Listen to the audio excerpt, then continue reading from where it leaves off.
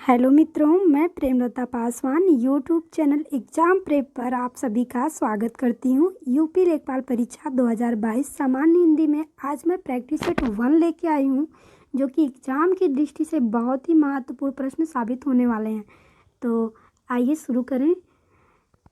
शुरू करने से पहले अगर आप लोग चैनल पे नए हैं या फिर आप लोग चैनल को सब्सक्राइब नहीं किया है तो प्लीज़ चैनल को सब्सक्राइब करना ना भूलें। पहला प्रश्न है, जिस समास के पदों में विग्रह नहीं होता है वह है।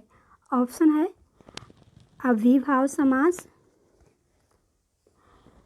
द्वंद्व समास, कर्मधारय समास या फिर तत्पुरुष समास। तो जिन समास के पदों में विग्रह नहीं होता है वह है अविभाव समास। अगला प्रश्न है, सूर्योदय किस संधि का उदाहरण है। सूर्योदय किस संधि का उदाहरण है। ऑप्शन है दीर्घ स्वर, गुण स्वर, यड़ स्वर या फिर वृद्धि स्वर। तो इसका सही आंसर होगा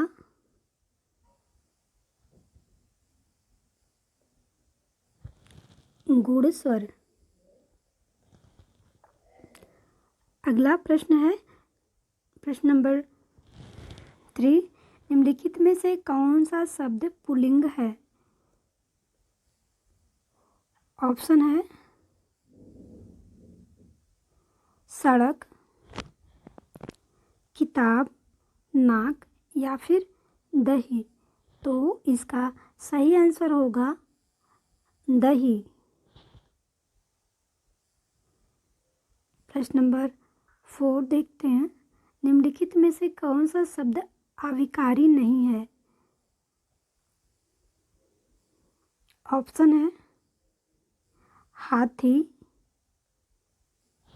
यहाँ, इधर या फिर उधर। तो अविकारी शब्द के बारे में आपको बता देते हैं।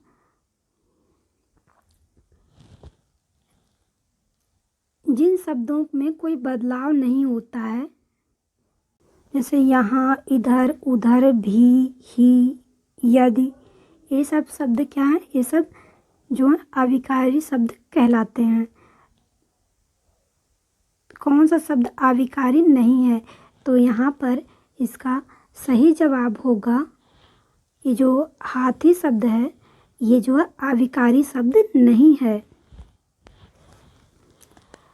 प्रश्न नंबर 5, निम्न में से कौन सा शब्द अनिश्चित संख्यावाचक विशेषण नहीं है। ऑप्शन है 10, कुछ, कोई या फिर सब कुछ। तो इसमें इसका जो सही जवाब होगा, निम्न में से कौन सा शब्द अनिश्चित संख्यावाचक विशेषण नहीं है, जो कि अनिश्चित संख्या, एक निश्चित संख्या जो दर्शा रहा हो, वह क्या कौन सा है, वह है ऑप्शन नंबर ए यानी कि 10। ओके, नेक्स्ट क्वेश्चन देखते हैं। प्रश्न नंबर 6, निम्न में से कौन जातिवाचक संज्ञा का उदाहरण नहीं है। ऑप्शन है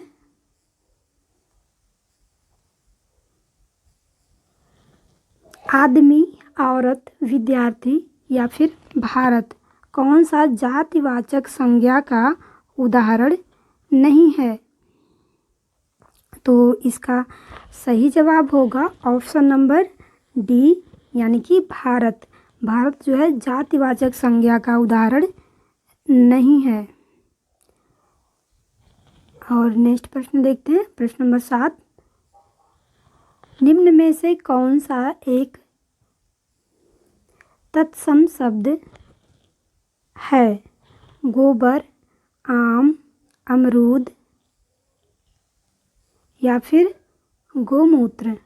कौन सा एक तत्सम शब्द है, तो यहाँ पर हो जाएगा ऑप्शन नंबर डी गोमूत्र। ओके, नेक्स्ट प्रश्न देखते हैं। किस स्वर का कोई मात्रा चिन्ह नहीं है। ऑप्शन है छोटा आ, बड़ा आ, ए, ओ। किस स्वर का कोई मात्रा चिन्ह नहीं है? तो इसका सही आंसर होगा ऑप्शन ए, छोटा आ। इसका कोई मात्रा चिन्ह नहीं है। बड़ा आ में छोटा आ लग के भी बड़ा आ बना है। और इसके बाद में ए में भी मात्रा चिन्ह लगा हुआ, ओ में भी लगा हुआ है, आ ओ ए, इस तरह से। तो प्रश्न नंबर 9 देखते हैं। अगला प्रश्न, बिहार की राजधानी पटना किस बिहारी बोली क्षेत्र में स्थित है? बिहार की राजधानी पटना किस बिहारी बोली क्षेत्र में स्थित है? तो ऑप्शन है ए मैथिली, बी भोजपुरी, सी मगही और डी है अंगिका। तो बिहार की राजधानी पटना किस बिहारी बोली क्षेत्र में स्थित है? तो इसका सही आंसर होगा ऑप्शन नंबर सी, यानी कि मगही। प्रश्न नंबर 10 है, 4 दिन की चांदनी मुहावरे का सही अर्थ क्या है? ऑप्शन है खूब लोकप्रिय होना, थोड़े दिन का सुख, खत्म होना या फिर बेफिक्र होना। तो इसका सही आंसर है 4 दिन की चांदनी मुहावरे का जो सही अर्थ है वह है ऑप्शन नंबर बी, यानी कि थोड़े दिन का सुख होना। यथार्थ किस समास का उदाहरण है? यथार्थ किस समास का उदाहरण है? ऑप्शन है ए तत्पुरुष समास, बी कर्मधारय समास, सी अव्ययीभाव समास और डी जो है द्वंद्व समास। तो यथार्थ किस समास का उदाहरण है? तो यथार्थ। तो इसका जो सही ऑप्शन होगा और यथार्थ कौन सा समास होगा?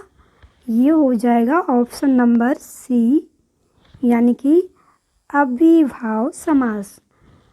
नेक्स्ट प्रश्न देखते हैं। प्रश्न नंबर 12 है, मुंह तोड़ शब्द में कौन सा समास है? ए है तत्पुरुष, बी कर्मधारय, सी अव्ययीभाव और डी जो है द्वंद्व। तो इसमें मुंह तोड़ शब्द में कौन सा समास होगा? तो इसका सही आंसर होगा मुंह तोड़, यानी तत्पुरुष समास। ऑप्शन हो जाएगा ऑप्शन नंबर ए, तत्पुरुष समास। इसके बाद में नेक्स्ट प्रश्न है, पाप पुण्य में कौन सा समास है? पाप पुण्य में कौन सा समास है? तो इसका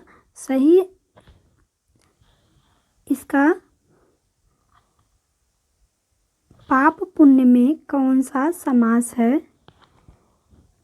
ऑप्शन है ए तत्पुरुष समास, बी कर्मधारय समास, सी अव्ययीभाव समास, डी द्वंद्व समास। तो इसका सही आंसर होगा डी द्वंद्व समास।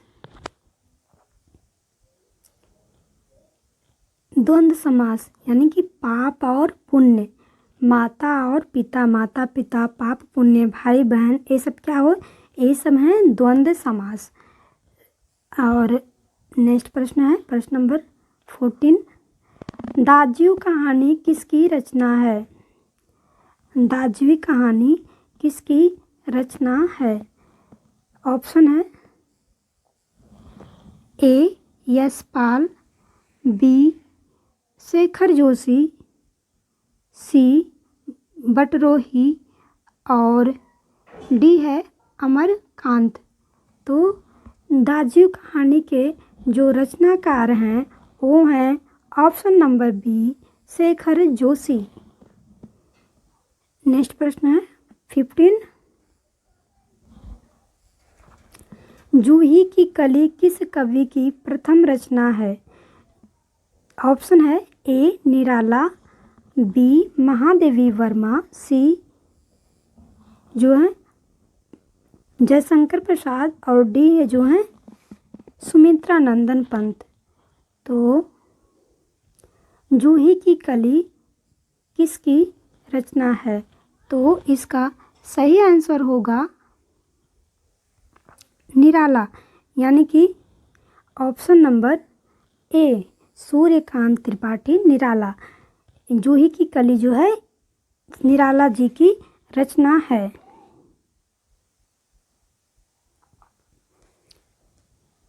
और महादेवी वर्मा की जो रचनाएं हैं उसके बारे में जान लेते हैं। गिल्लू, निहार, रश्मि, दीपशिखा, ये सब संध्या गीत, ये सब इनकी रचना है। ये सब महादेवी वर्मा की रचनाएं हैं। और जयशंकर प्रसाद की कुछ रचनाएं देख लेते हैं। कामायनी, ध्रुवसामनी और स्कंदगुप्त, विक्रमादित्य, ये सब क्या है? ये सब जयशंकर प्रसाद की रचनाएं हैं। और पंत जी की रचनाओं में पल्लव, चिदंबरा, ये सब पंत की रचनाएं हैं। नेक्स्ट प्रश्न देखते हैं। 16 कौन सी रचना रेणु की नहीं है? कौन सी रचना फणीश्वर नाथ रेणु की रचना नहीं है? ऑप्शन है ए मैला आंचल, बी परती परिकथा, पलटू बाबू रोड, या फिर देहाती दुनिया। कौन सी रचना रेणु की नहीं है? रेणु जी का पूरा नाम फणीश्वर नाथ रेणु है। तो इसका सही आंसर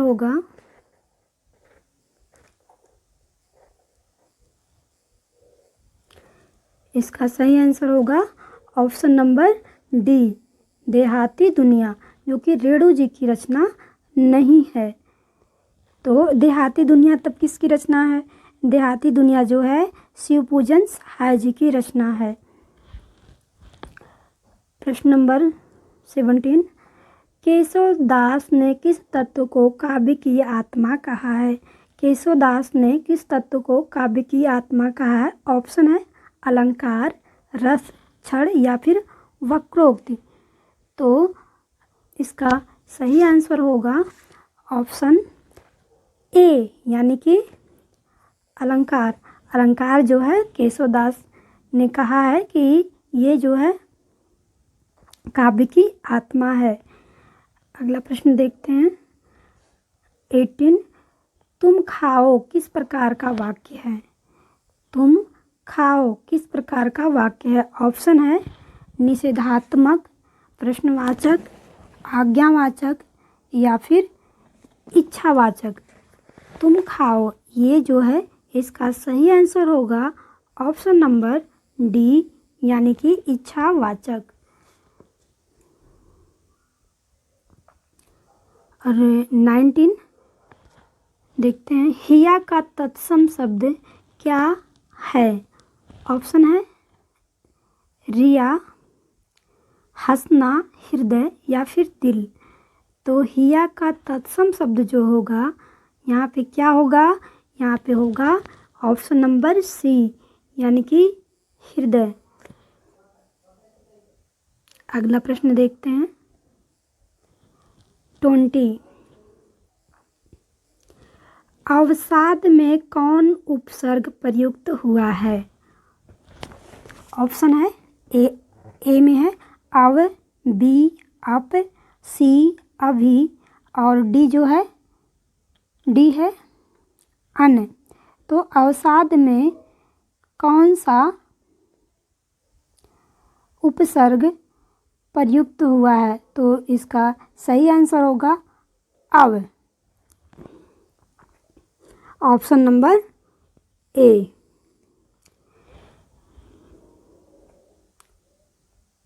तो आज की वीडियो में बस इतना ही। आप लोगों को वीडियो पसंद आया हो तो प्लीज़ चैनल को सब्सक्राइब कर लें, वीडियो को लाइक करें और अपने दोस्तों के साथ शेयर करना बिल्कुल ना भूलें। बने रहिए हमारे साथ में, कुछ और प्रश्नों के साथ में उपस्थित होंगे। तब तक के लिए नमस्कार।